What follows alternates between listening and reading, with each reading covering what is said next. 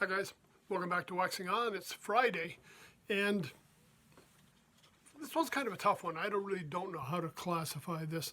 You would think it was blues, but to me it sounds more rock. And like a lot of our original bands, they've created a sound all their own. And it's really hard to pigeonhole them sometimes. And this used to be a big problem when we had record stores back in my day. When you went in, you were always looking for albums under certain categories. They had a folk section, a rock section, soundtracks, easy listening, blues. And they may have decided to classify your artist in a different category than what maybe I might have thought they were in. Sometimes it's hard to find. Beauty about online, you run up their name, there it is. No searching for it. Anyways, let's get back to today's artist. This is a band I first heard, I'm going to say in the mid-90s. Saturday Night Live. Now, a lot of times, if you've been watching, you know I find my new artists, the people I want to listen to a little more, either in Downbeat, Austin City Limits, Soundstage on PBS, Saturday Night Live. And this was one of those bands. Blues Traveler. I'm trying to get that so you don't get the glare. There you go, Blues Traveler. I think it was mid-90s. They were the musical guests on Saturday Night Live and performed a song called Runaround. Now, this was from this album, album 4, and was really their breakout album. And this was probably the breakout tune that most people would recognize, got a lot of airplay. It was really what brought them to the masses. And they were having a real peak at this time. I mean, Saturday Night Live, I remember seeing an episode of a show where it was from the House of Blues. Dan Aykroyd was introducing them and talking about how this band, and particularly the lead singer and harmonica player, John Popper, were really innovating and changing the sound of music from what it was, changing the sound of blues from what it was. And they also had an appearance in Blues Brothers 2000.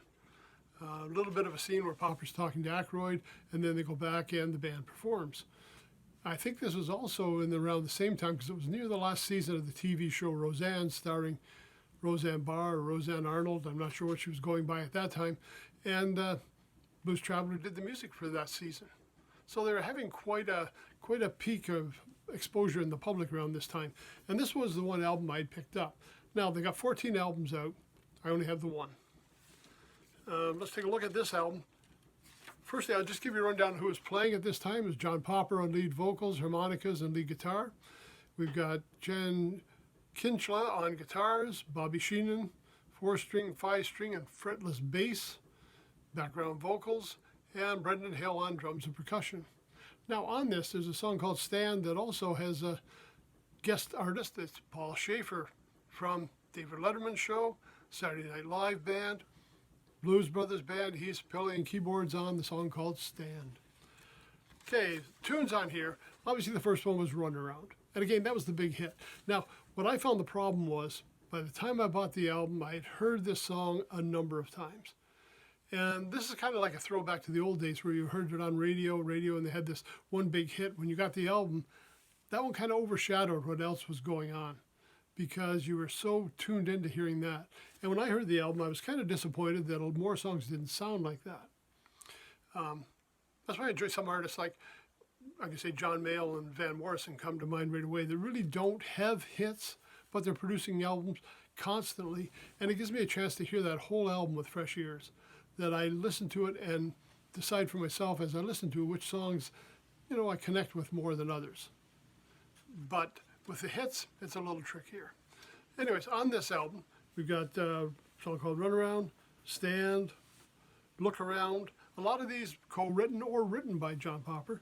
Fallible, The Mountains Win Again, Freedom, Crash Burn, Price to Pay, Hook, and when I looked at the streaming networks, Runaround and Hook were the two most played songs from this album.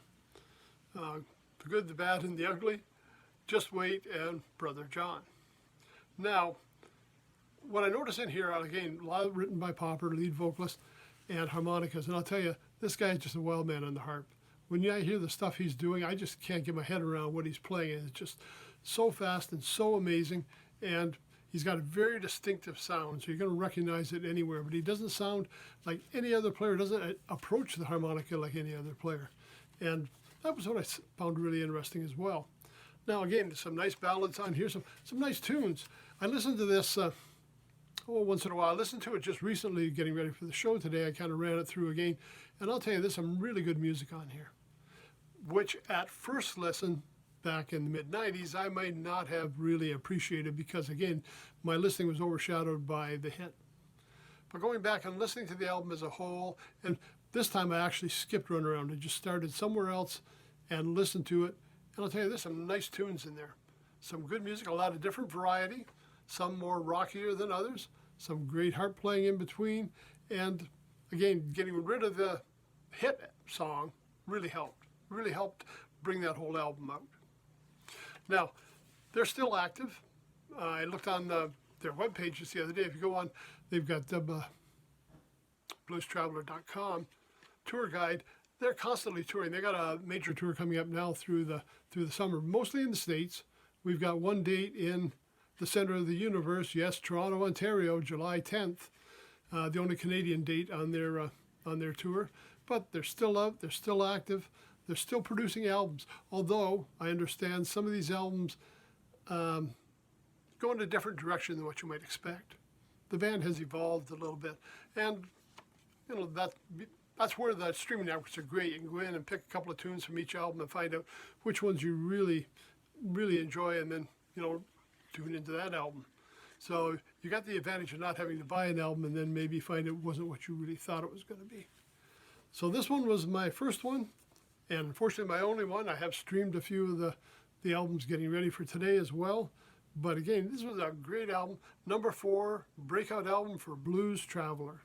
If you get a chance, check it out. So that's it for Friday. Wrapped up another week. We're going into a long weekend here in North America. I hope everybody has a great weekend. Take care. Stay safe. We'll see you on Monday.